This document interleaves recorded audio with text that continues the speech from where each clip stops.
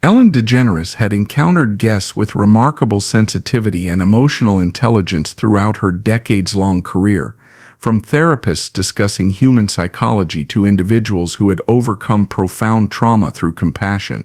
But nothing could have prepared her for the afternoon, when what seemed like a routine interview about emotional wellness and healing would evolve into one of the most psychologically intense and uncomfortable experiences she had ever faced on stage. What started as a conversation about the power of empathy became a frightening exploration of what happens when the ability to feel others' emotions becomes so overwhelming that it threatens to consume the person experiencing it.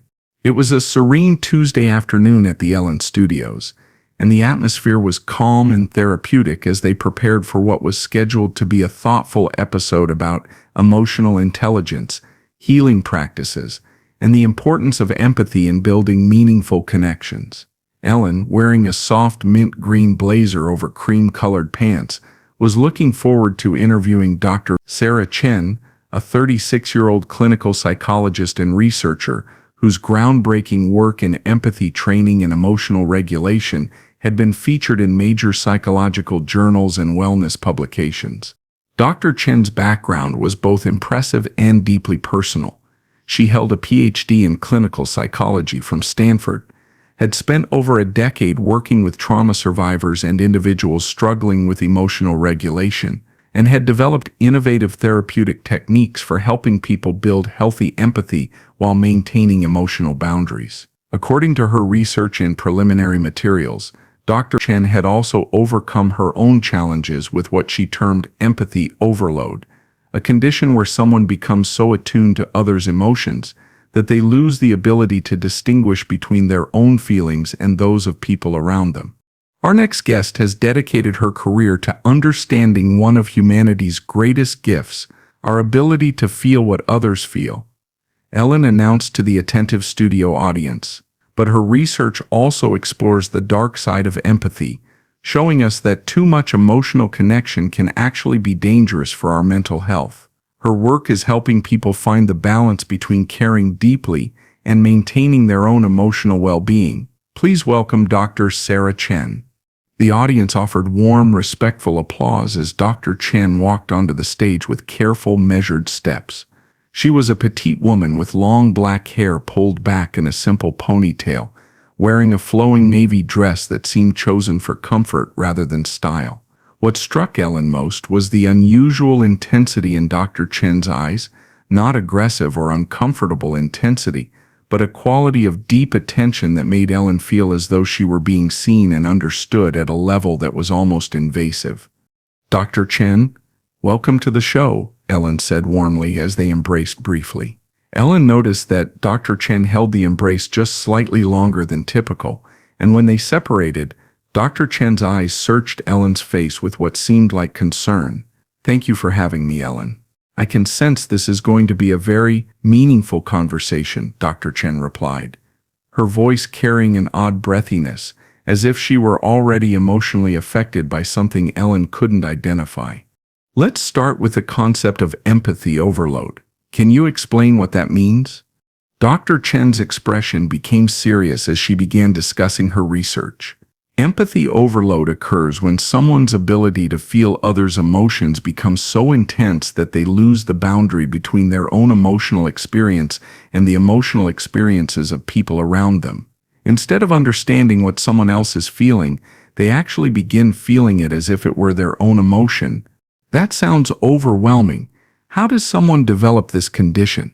"It often begins as a survival mechanism in childhood," Dr. Chen explained. But as she spoke, Ellen noticed something strange happening. Chen's facial expressions seemed to be mirroring Ellen's own micro-expressions almost instantaneously, as if she were unconsciously copying every subtle shift in Ellen's demeanor. People who grew up in chaotic or emotionally unpredictable environments often develop hypersensitivity to others' emotional states as a way of protecting themselves, Dr. Chen continued. But over time, this sensitivity can become so acute that it interferes with their ability to maintain their own emotional stability. As Dr. Chen spoke, Ellen began experiencing an unusual sensation. She felt a growing wave of anxiety that seemed to come from nowhere, accompanied by a strange feeling of being emotionally exposed, as if her internal state were somehow visible to everyone in the studio. "Dr. Chen, this might sound strange, but I'm feeling a bit anxious right now, which is unusual for me during interviews. Is that normal?"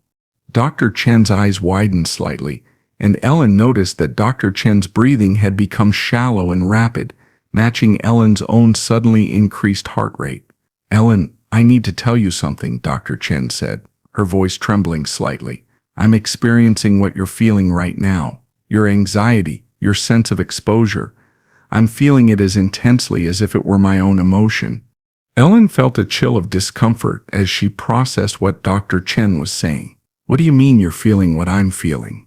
"I mean that your emotional state is transferring directly to me," Dr. Chen explained, her hands beginning to shake as Ellen's own discomfort increased. "This is what empathy overload looks like.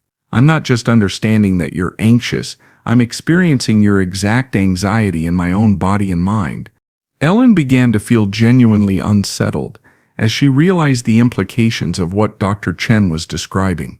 "Dr. Chen, that sounds incredibly invasive and uncomfortable for both of us."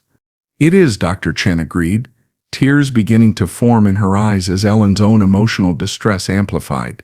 "Ellen, I'm feeling your sadness about having your privacy invaded, your frustration about losing control of the interview, and your confusion about how to handle this situation. All of those emotions are living in my body right now, as if they were mine."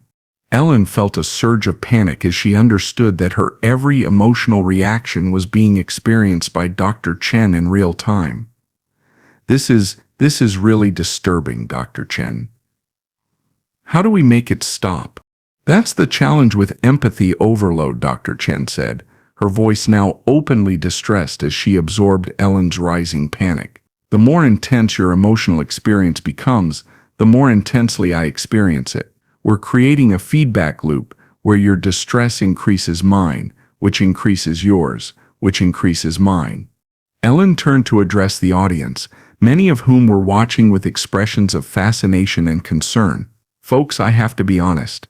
This is one of the most uncomfortable situations I've experienced in decades of hosting this show." As Ellen spoke these words, Dr. Chen visibly flinched and clutched her chest as if experiencing physical pain. "Ellen, I just felt your embarrassment and professional vulnerability as if someone had punched me. The intensity of your concern about how this looks to your audience just hit me like a wave." Ellen felt genuinely frightened by the psychological invasion she was experiencing. "Dr. Chen, I need you to understand that this feels like a violation. I never consented to having my emotions absorbed and reflected back to me." "I know, and I'm so sorry," Dr. Chen sobbed, Ellen's feelings of violation and anger now coursing through her own system. "This is exactly why empathy overload is considered a psychological disorder. It doesn't respect consent or boundaries. I'm experiencing your anger at me right now, and it's adding to my own guilt and shame about putting you in this position." Ellen struggled to regain control of the situation and her own emotional state. "Dr. Chen, in your professional opinion, how do we end this cycle?" "We need to break the emotional connection," Dr. Chen said through her tears, which were now flowing as freely as Ellen's own. "But the challenge is that the more we focus on stopping it, the more intense our emotions become, which feeds the cycle." Ellen made a conscious effort to calm herself, taking deep breaths and trying to project emotional neutrality. "Okay, I'm going to try to think peaceful thoughts. Let's see if that helps."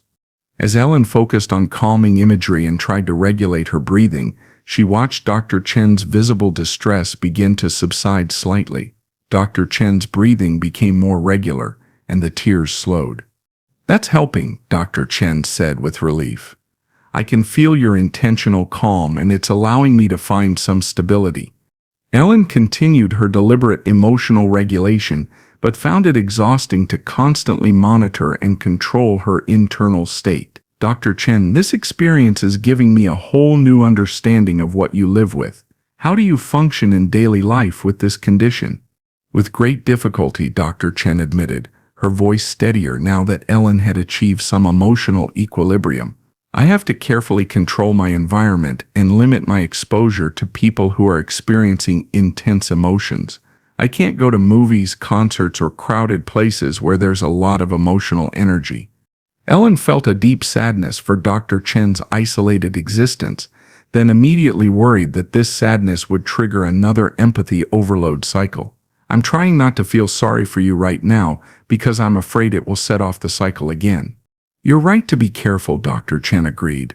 This is why empathy overload is so isolating. People have to manage their emotions around me, which makes authentic relationship nearly impossible.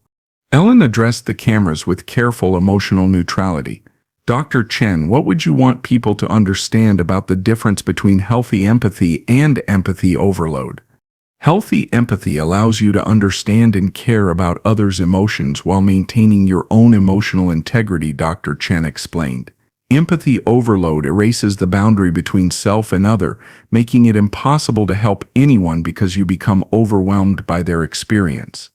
How did you develop this condition? Dr. Chen's expression grew sad but stable.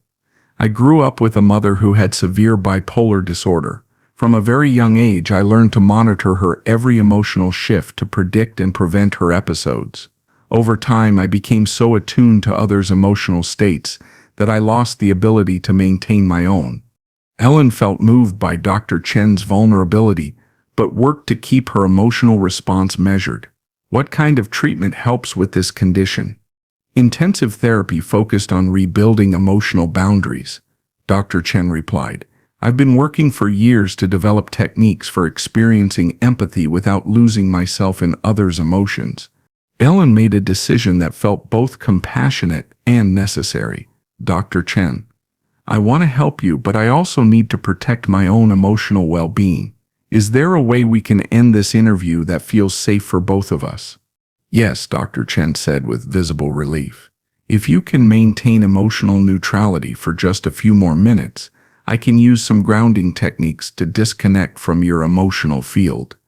Ellen watched as Dr. Chen closed her eyes and began what appeared to be a meditation or breathing exercise. Gradually, the intense connection between them seemed to fade, and Ellen felt her own emotional equilibrium returning to normal. How do you feel now? Ellen asked carefully. Much better, Dr. Chen replied, opening her eyes with a peaceful expression. The connection has been broken. I'm back to experiencing only my own emotions. Ellen felt profound relief, but also deep compassion for Dr. Chen's daily struggle. Dr. Chen, thank you for sharing such a personal and difficult experience with us. What would you want people to take away from this demonstration? I'd want them to understand that empathy is a gift, but like any gift, it can become destructive when it's not properly managed, Dr. Chen said thoughtfully. The goal isn't to feel less for others, but to maintain healthy boundaries that allow us to help without losing ourselves. 3 weeks later, Ellen received a letter from Dr. Chen expressing gratitude for the interview despite its intensity.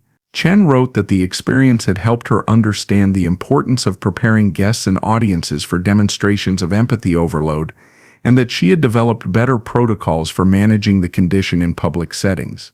6 months later, Ellen invited Dr. Chen back to the show for a follow-up conversation about her progress in treatment and her continued research into empathy disorders. During this second interview, Dr. Chen was able to discuss her condition without triggering empathy overload, demonstrating the effectiveness of the therapeutic techniques she had been developing. What that first experience taught me, Ellen reflected months later, is that there can be too much of even the most beautiful human qualities. Dr. Chen showed me that empathy without boundaries isn't love. It's a form of emotional chaos that helps no one. The episode became a landmark moment for discussions about emotional boundaries, the importance of self-care in helping professions, and the need for better understanding of empathy-related psychological disorders. Sometimes, Ellen would say in subsequent interviews, the most empathetic thing we can do is maintain our own emotional health, so that we can be truly present for others without losing ourselves in their pain. Because sometimes the deepest compassion requires the wisdom to feel with others without being consumed by their experience. and sometimes the most healing gift we can offer is our own emotional stability in the midst of someone else's storm.